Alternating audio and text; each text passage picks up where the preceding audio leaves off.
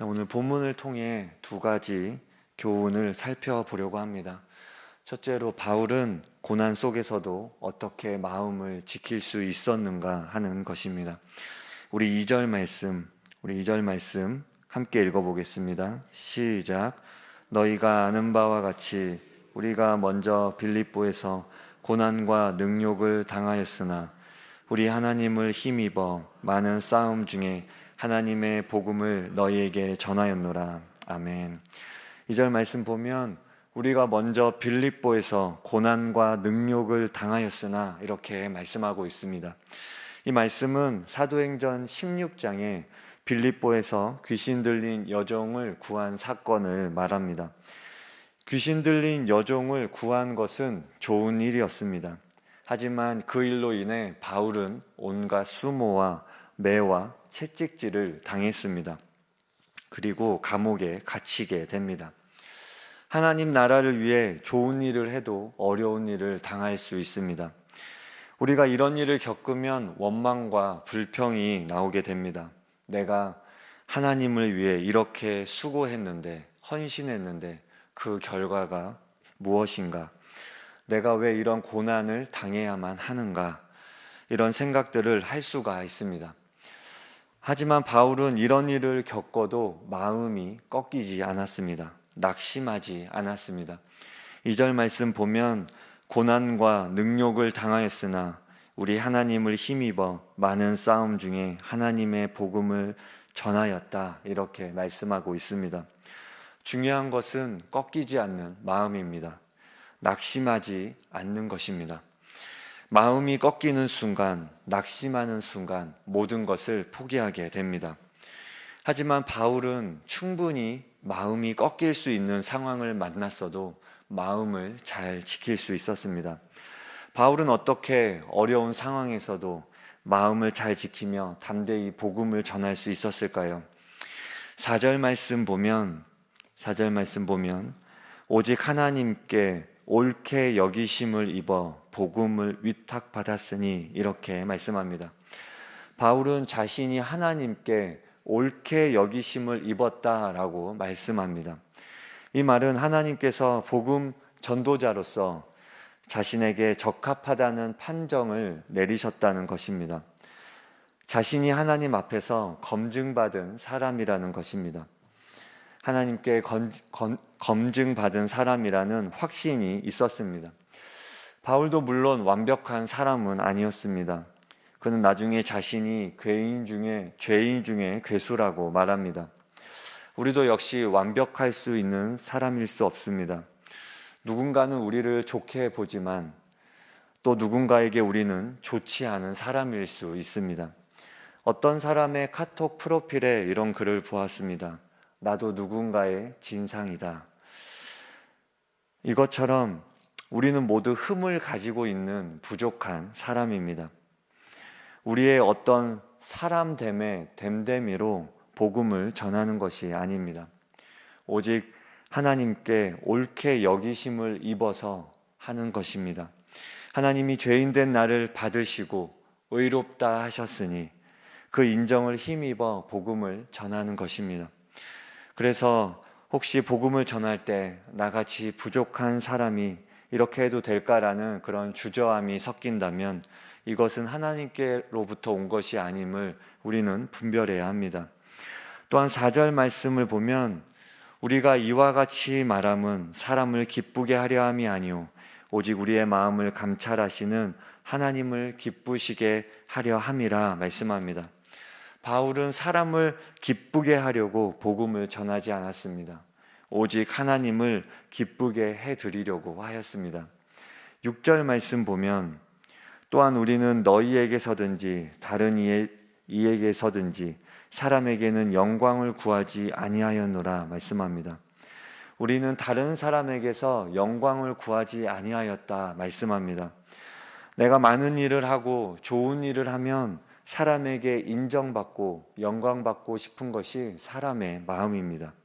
인기를 얻고 싶은 것이지요.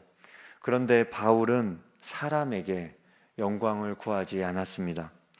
자신이 하는 일은 모두 하나님의 영광을 위한 일이었기 때문입니다. 바울은 어떻게 어려운 상황에서도 마음을 지키고 담대히 복음을 전할 수 있었습니까? 바울은 지금 내가 하나님께 검증받은 사람으로서 나의 영광을 구하지 않고 오직 하나님을 기쁘게 해 드리려는 동기로 복음을 전했기 때문이라고 말하고 있습니다. 하나님께 검증받았다는 정체성, 그리고 하나님을 기쁘게 해 드리겠다는 그 순수한 동기, 이것이 어려운 상황에서도 마음을 지키게 해 주었습니다. 이것이 어려운 상황에서도 담대하게 복음을 전하게 해 주었습니다.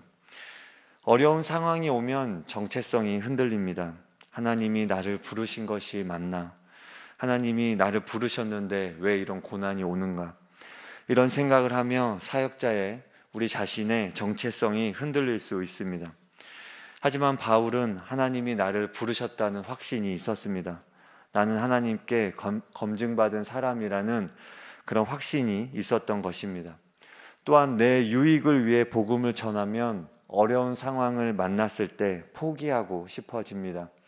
하지만 단순히 나를 위한 영광이 아니라 하나님 나라라는 더 크고 위대한 비전을 앞에 두고 있었기 때문에 포기할 수 없는 것입니다. 더 크고 위대한 가치에 내가 쓰임받는다는 것은 굉장히 설레는 일입니다. 영광스러운 일이며 가치 있는 일입니다. 바울은 크고 위대한 비전에 자신이 영광스럽게 쓰임받고 있다는 것을 알고 있었습니다. 그러므로 성도 여러분, 하나님이 나를 부르셨고 나는 위대한 일에 쓰임받고 있다는 것을 기억해야 합니다. 내가 나 자신을 볼 때 형편없어 보여도 하나님은 나를 부르셨습니다. 그리고 하나님 나라의 위대한 사역을 나에게 맡겨주셨습니다. 위대한 비전에 내가 쓰임받고 있다는 것을 기억해야 합니다. 그래서 삶이 힘들고 어려운 고난 속에서 꺾이지 않는 마음으로 믿음을 지켜나가는 저와 여러분 되시기 바랍니다. 두 번째 살펴보고 싶은 것은 바울은 인정받고 싶은 그 마음을 내려놓았다는 것입니다. 바울은 자신이 자신의 권리를 충분히 주장할 수 있었습니다. 우리 7절 말씀 다 같이 읽어보겠습니다. 시작. 우리는 그리스도의 사도로서 마땅히 권위를 주장할 수 있으나 도리어 너희 가운데서 유순한 자가 되어 유모가 자기 자녀를 기름과 같이 하였으니. 7절 말씀 보면 우리는 그리스도의 사도로서 마땅히 권위를 주장할 수 있으나 말씀하고 있습니다. 여기서 바울이 마땅히 주장하는 권위는 경제적인 지원이나 명예를 의미합니다. 바울은 사도의 권위를 내세워 데살로니가 성도들에게 경제적인 지원이나 명예를 요구할 수 있었습니다. 하지만 바울은 이러한 권리를 행사하지 않았고 말씀에 보면 도리어 너희 가운데서 유순한 자가 되어 유모가 자기 자녀를 기름과 같이 하였으니 이렇게 말씀합니다. 유모가 자기 자녀를 기름과 같이 하였다 말씀합니다. 부모가 아니라 유모라고 말씀합니다. 이전에 왕족이나 귀족 사회에서는 아이를 직접 양육하지 않았습니다. 동일한 젖먹이가 가능한 여자를 데려다가 젖을 먹여 키우게 하고 돌보게 하였습니다. 그런 사람을 유모라고 불렀지요. 유모가 갓난 아이를 맡아서 젖을 먹이고 돌보다 보면 그 아이가 유모의 자식처럼 여겨졌을 것입니다. 그러나 실제로 그 아이에 대한 권리는 그 유모에게는 없습니다. 그 아이에 대한 실제적 권리와 친권은 부모에게 있는 것입니다. 사도 바울이 지금 성도들에 대한 권리와 친권은 나에게 있지 않고 자신은 오직 유모와 같은 마음이었다라고 지금 고백하고 있습니다. 삼낭진에서 사역하시는 목사님 가정이 있습니다. 가정 위탁을 신청하셔서 아이들을 돌보고 계십니다. 가정 위탁은 부모가 있지만 여러 가지 사정으로 부모와 살지 못하는 그 아동들을 데려다가 집에서 키우는 것을 말합니다. 아이를 키우다 보면 정이 들고 마음이 가지만 어느 날 부모가 찾아와서 다시 데려가겠다고 하면 그냥 그대로 그 아이를 내어주어야 합니다. 그리고 그 기간이 정해져 있는 것도 아닙니다. 1년이고 2년이고 때로는 5년 넘게 아무 때나 부모가 찾아와서 그 아이를 데려갈 수 있습니다. 그러면 그 아이는 부모를 따라가게 되지요. 그러는 중에 한 아이는 정이 너무 들어서 부모에게 보내려고 할 때 눈물이 아주 많이 났다고 고백합니다. 갓난 아이일 때 집으로 데려온 한 아이가 있었습니다. 중학생 엄마 아빠가 그 아이를 낳았습니다. 그래서 중학생이기 때문에 또 아이를 키울 수 있는 상황이 아니어서 이 목사님 가정이 데려다가 분유를 타서 먹이고 그 아이를 키우고 재우고 천기저귀를 사용하면서 그 아이를 양육하였습니다.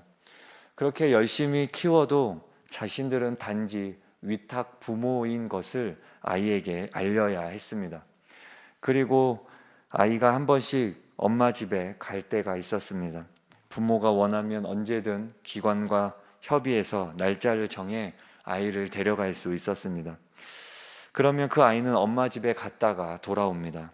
어느 날 엄마에게 갔다가 엄마가 안 쓰는 핸드폰을 가지고 왔습니다. 그리고 그 폰을 계속 들고 다녔습니다. 고장난 핸드폰인데도 엄마가 주었다라는 그 특별함이 그 아이에게 있었겠지요. 울고 떼쓰고 보채고 기저귀를 갈아주고 이 모든 수고는 사모님이 했는데 그래도 아이는 엄마를 본능적으로 그리워한 것입니다. 그것을 지켜보는 사모님의 마음이 참으로 복잡했을 것입니다. 그리고 사모님은 그 아이와 끝까지 함께 하고 싶어 했습니다. 만약 부모가 친권을 포기하면 그 아이를 입양하고 싶다고 하셨습니다. 그것이 사모님의 소망이 되었습니다. 그러나 그것은 위탁 부모가 마음대로 할 수 있는 것이 아닙니다. 오직 권리는 친부모에게 있는 것입니다. 그것이 유모의 역할인 것이지요. 바울은 자신이 복음을 전하고 수고하고 애쓰며 돌보았지만 복음 안에서 기른 사람들이 자신의 소유가 아님을 잘 알고 있었습니다. 하나님의 양떼를 맡아서 돌본 것임을 아는 것이지요. 때로 우리는 소유욕을 부리고 싶어 합니다. 사람을 자기 사람으로 만들고 싶어 합니다. 그러나 사도 바울은 그 영역에 있어서도 하나님을 인정합니다. 내가 수고하고 애쓰고 기르지만 오직 주장할 수 있는 권리는 하나님께 있다고 고백합니다. 자신의 수고의 보상이 없어도 아무것도 없어도 괜찮다고 겸손하게 인정하는 것입니다. 그리고 오직 하나님이 자신을 인정해 주시리라 믿습니다. 유모의 수고를 아이들은 모를 수 있습니다. 하지만 오직 하나님이 자신의 수고를 아시고 자신을 믿고 양떼를 맡겨주심을 믿으며 하나님을 바라본 것입니다. 그리고 바울은 보상을 자신이 키운 성도들에게서 찾지도 않았습니다. 9절 말씀 보면 형제들아 우리의 수고와 애쓴 것을 너희가 기억하리니 너희 아무에게도 폐를 끼치지 아니하려고 밤낮으로 일하면서 너희에게 하나님의 복음을 전하였노라 말씀합니다. 바울은 자신의 권리를 주장할 수 있었지만 아무에게도 폐를 끼치지 않으려고 밤낮으로 일하였다고 말씀합니다.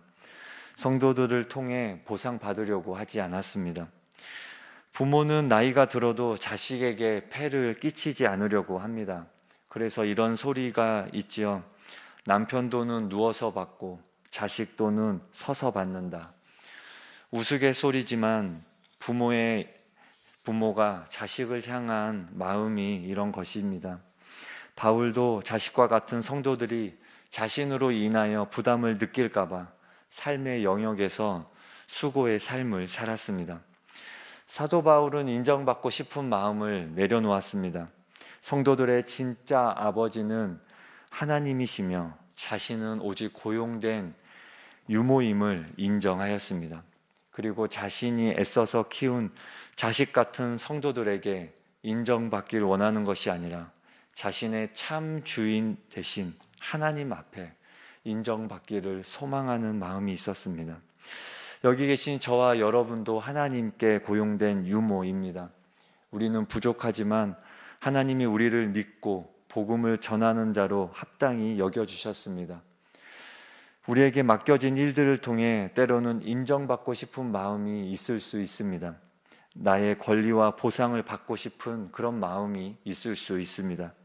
하지만 우리의 보상과 권리는 하늘에 있음을 기억하며 하나님이 나에게 맡겨주신 영광스러운 일들을 감당하는 저와 여러분 되시기 바랍니다. 우리 함께 주기도문 하겠습니다. 하늘에 계신 우리 아버지, 아버지의 이름을 거룩하게 하시며 아버지의 나라가 오게 하시며 아버지의 뜻이 하늘에서와 같이 땅에서도 이루어지게 하소서. 오늘 우리에게 일용할 양식을 주시고 우리가 우리에게 잘못한 사람을 용서하여 준 것 같이 우리 죄를 용서하여 주시고 우리를 시험에 빠지지 않게 하시고 악에서 구하소서. 나라와 권능과 영광이 영원히 아버지의 것입니다. 아멘.